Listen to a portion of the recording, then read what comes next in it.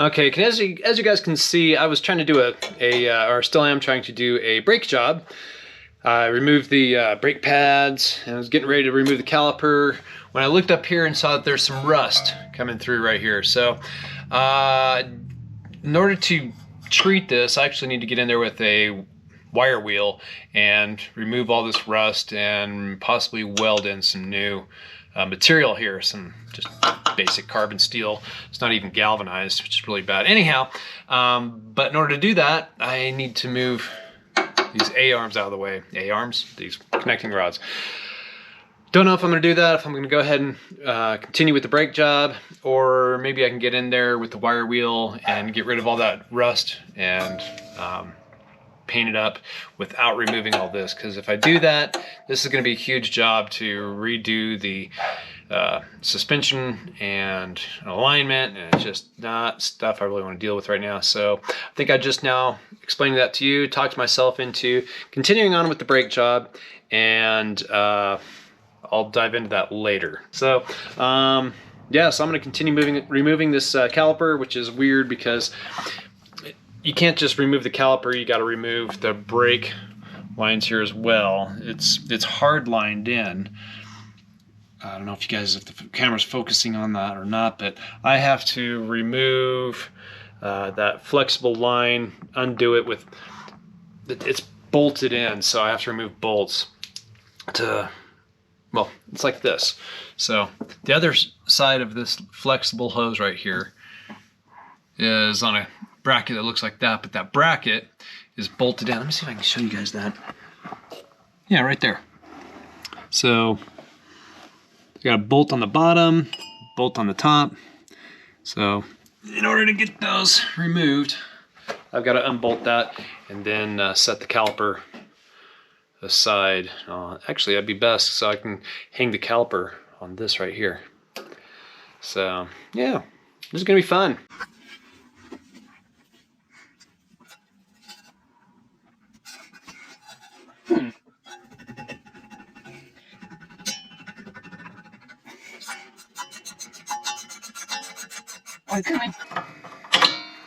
All right, so this stud that's got that nut on it, it's turning. I can't get to the back side of that stud without taking off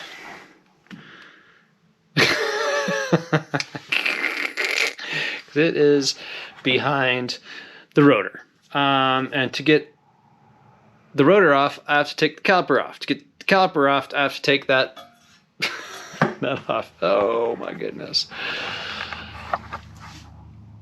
Working on cars is never an easy job. Okay, change of plans. So, still working on the brakes. The way Alfa Romeo has done this is, now I'm going to have to drain the brake system. So what I'm going to do is I'm going to break the hose right there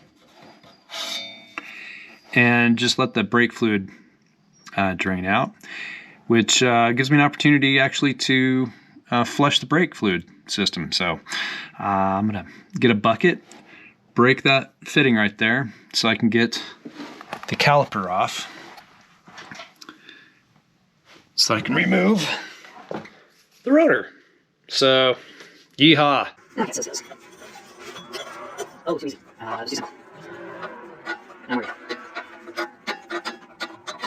Okay.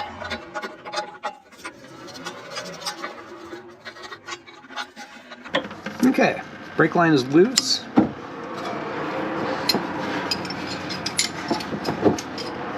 And I'm gonna let that drain for a while, and then I'll remove the caliper. Okay, that's gonna be draining forever, so I'm just gonna go ahead and remove the caliper now. So remove these bolts that you can't see on the camera because everything's blocking it, but trust me, I'm removing the, well, okay, I'll show you real quick. That's here. So I'm removing that bolt there and one I got the socket on. So yeah, just unscrewing them. And yeah, so get that off and I'll show you when I get it off. Okay, I got the caliper removed and you got to see this. So Look at all the bug nests in there. That is pretty disgusting. These have been sitting around for a long time. This gives more credence to how long this car has been sitting idle. So if a car has been driven a lot, there'd be no chance for bugs and spiders to build their nests. So yeah, this thing's been sitting for a while. It's there's nothing alive there anymore because I heated up these brakes really nicely. So I'm gonna get this cleaned up and get this put back on. You're probably wondering why I removed this way as opposed to removing the calipers by disconnecting that line right there. Alignment. I didn't want to have to deal with ruining the threads on the female threads on the caliper by misaligning this hose when I put it back on. So I wanted to leave that connection intact so that I don't cross thread the threads on the caliper. So saving the caliper. This one up here, there's a little bit more mobility where I can finagle this around to get the threads lined up back on the flexible hose there. So that's why I broke it here as opposed to here. All right, caliper's off. Next thing I had to do is remove the cap and pull out the bearing nut, remove this outer cover here, and then hypothetically this rotor should be able to pull off. So gives me an opportunity to re-grease the bearing that's in there. So that's what I'm gonna be doing now. Pull this sucker loose, and this is not a quick, easy job like most modern cars. So why do they got to do it this way? I have no idea, but here we go.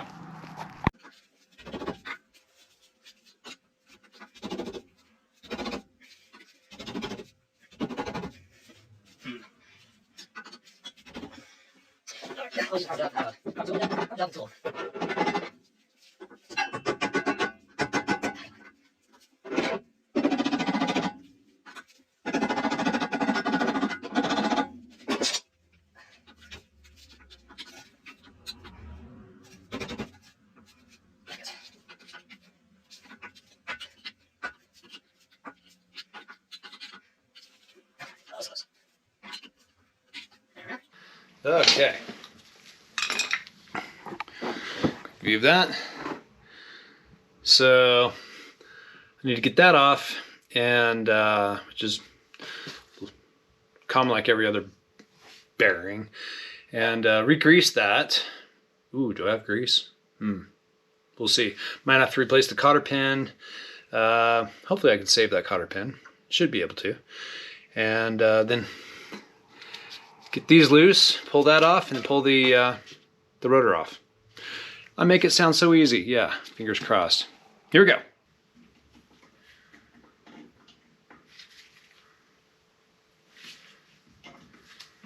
Okay, get the cotter pin straightened out.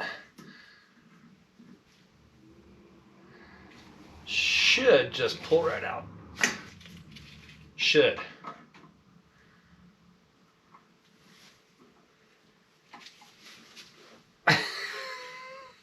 Or not.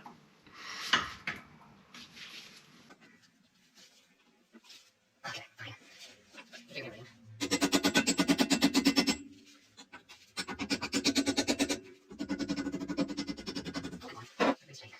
Oh, that's the carbon all clear.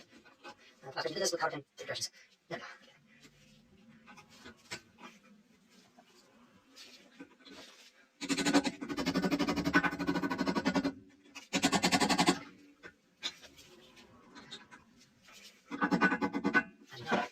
Somebody use carbon.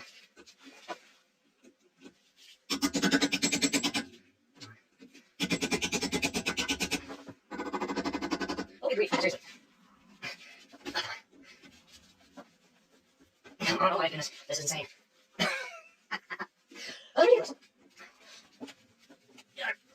Piece of junk. Oh my goodness.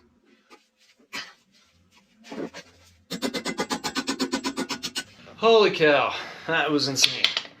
That should not be that hard. Really shouldn't. Okay. What socket size is that? I'm gonna guess, let's see here. Could it be a 21? No. 24? Oh, it's a 24. Oh, holy cow. And it's completely loose. Wow. Okay. I was worried I was gonna have to get a socket on it. Nope. Okay. So that's just coming off like that. Just, you know, just so easy.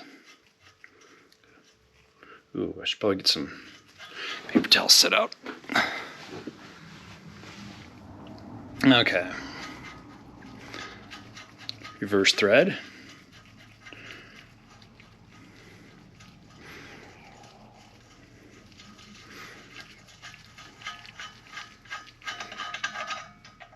Okay, set that there. And, okay. Oh. So I don't have to remove this. I was worried I was going to have to remove that. Well, I'll still probably have to remove that. Let's see here. So get this pulled out a little bit. Make sure the bearing does. I'm going to need 2 hands for this. So I'm going to set the camera down.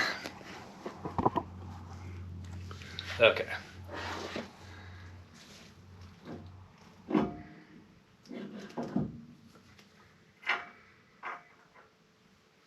Okay.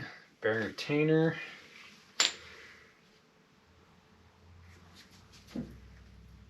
Oh, come on, don't get stuck there.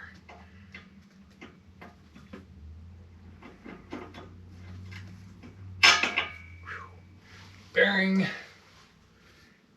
Nothing else up in there? No. Here it comes. Okay. So the bearing there and front. Okay, I'm gonna set that aside. Ooh, guess who doesn't have a new bearing? I'm gonna have to reuse that one. So I'm gonna pop that bearing. I'm gonna pop that bearing out. Ooh, I'm gonna have to figure that one out. Ugh. Okay, so here's the back of the old brake rotor.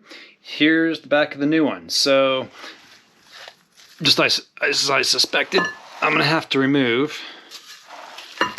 Set that on my shoe. I'm gonna have to remove this outer area. Means removing these 2 screws. A little closer around. Remove those 2 screws and pull this part off.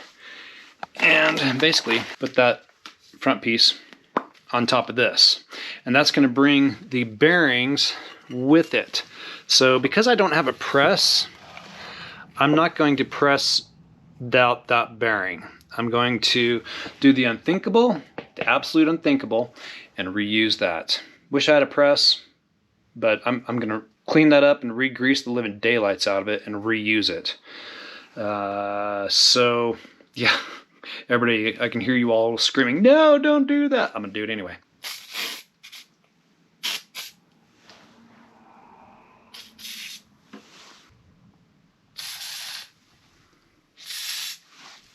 Okay, so I know everybody's freaking out watching this right now, hearing that I'm not going to be replacing the bearings on the hub. So I'm going to be doing my due diligence to maintain clean or maintain dirty, maintain its current cleanliness. So I'm going to be putting tape right over the edge or over the top of this,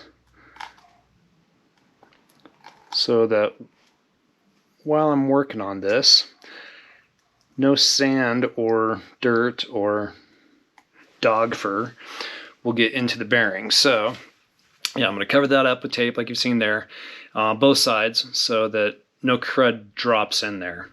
That would be really bad if, while I'm beating on this, a piece of rust fell into the bearing and got caught in the bearing guides, the bearing races. That would be bad. So just be rest assured I'm doing my due diligence to maintain cleanliness. So one more thing I wanted to point out here is, I don't know if it'll show up on camera, but right there is the letter L.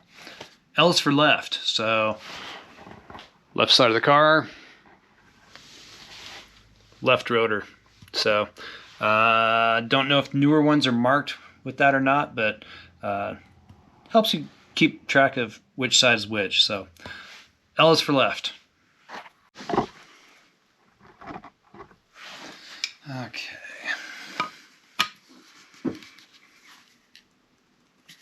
There. Wow, that came off loose. That was easy. This one's as easy. Of course not. There it goes.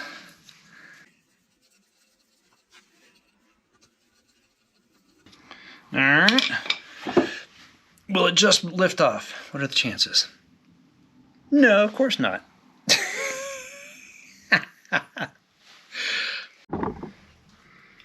Okay, let's see here. Oh, there it goes. Okay.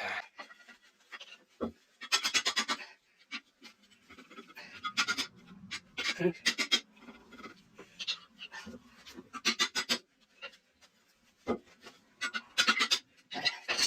separated. Should do it. Alright, second one. Most of it was, but okay, that's it. Okay, throw this in the trash. It's actually in really good condition, but warped. So there's hardly any wear and tear on that at all, which makes me think that brake job was done recently, but those pads say otherwise. So yeah, there's like hardly any wear and tear on that at all.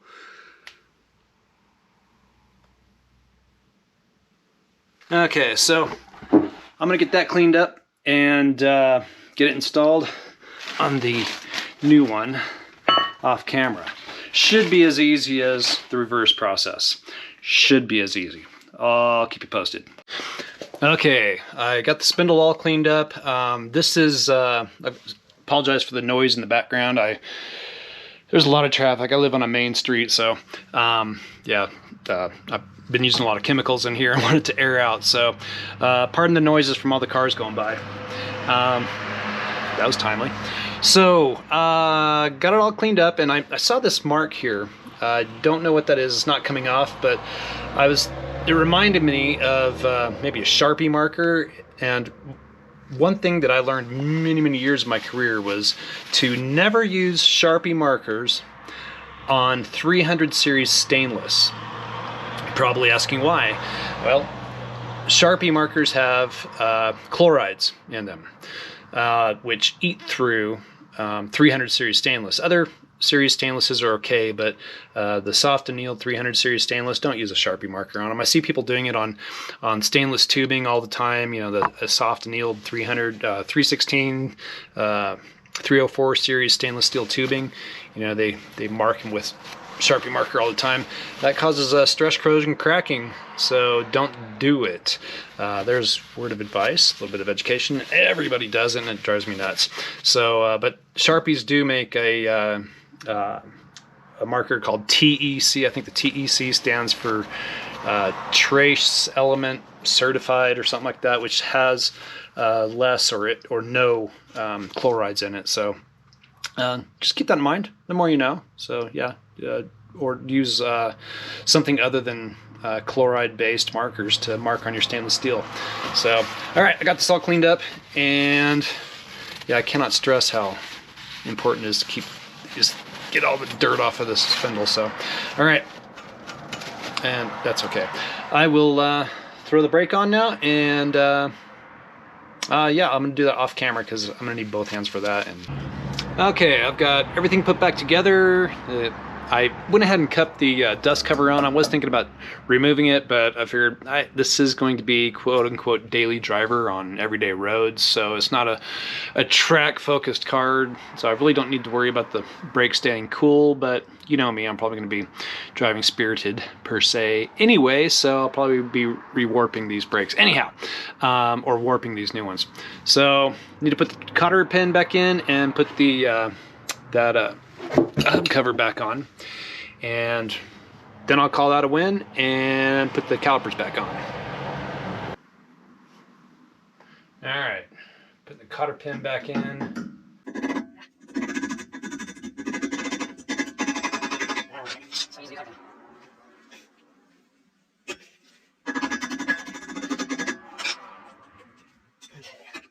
Okay.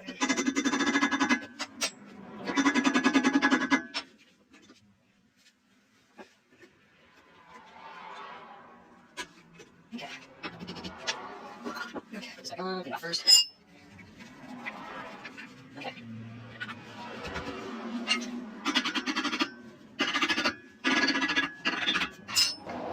And done.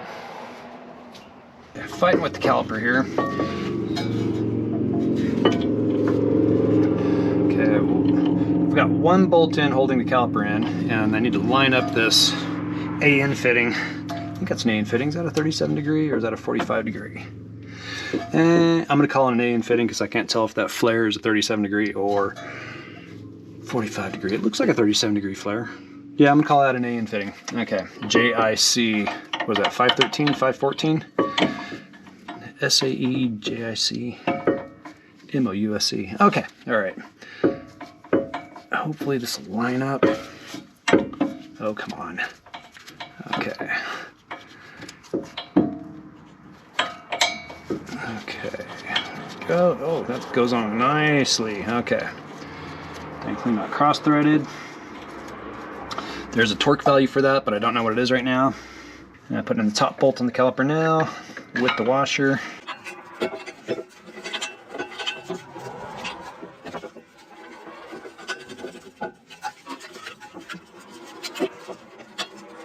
Okay.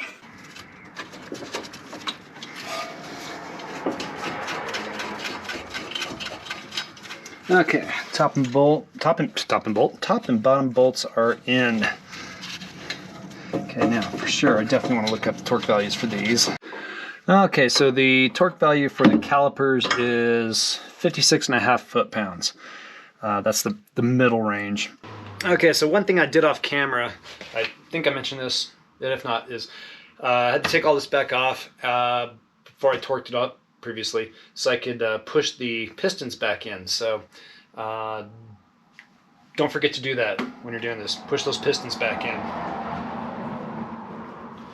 All right, these should just drop right in because I pushed the pistons back far enough. Ha ha ha. Please let the other one fit. Please, please, please, please. Yes, okay, all right. Now these did not come with a replacement spring keep thing. I'm a Bob. So I'm reusing the old one along with the pins. So I guess I don't need this. Okay, back. Halfway, get this started. There we go, okay. Alright, now, just now, put the pins in place now. Yeah, just do it. It's supposed to be handling things like that. Do it anyway.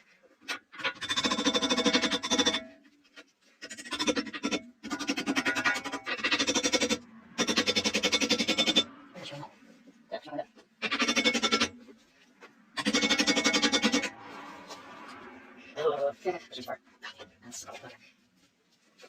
Push that too far. Push that back down. There we go. Oh, sure.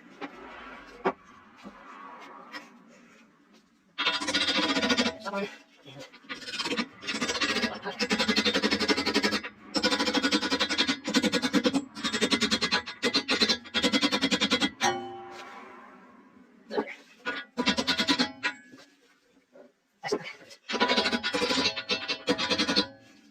Splash. I see. Okay.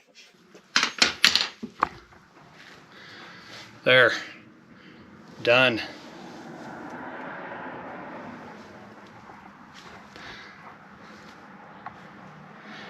All right. Now for the other side, but I'm not going to do the other one on camera. So now you see what you have to do a brake change, a front brake change on an 88 Alfa Romeo Spider. So if you're interested in doing that yourself, you can use this as not a good example to do it. So, but I got it done. I'm gonna do the other side, and then I'm gonna bleed the entire system with brand new fluid, and maybe on a later date I'll replace the hoses here. So not now. All right, until next time, see ya. Thanks for watching, and hit that like and subscribe button. Talk to you later.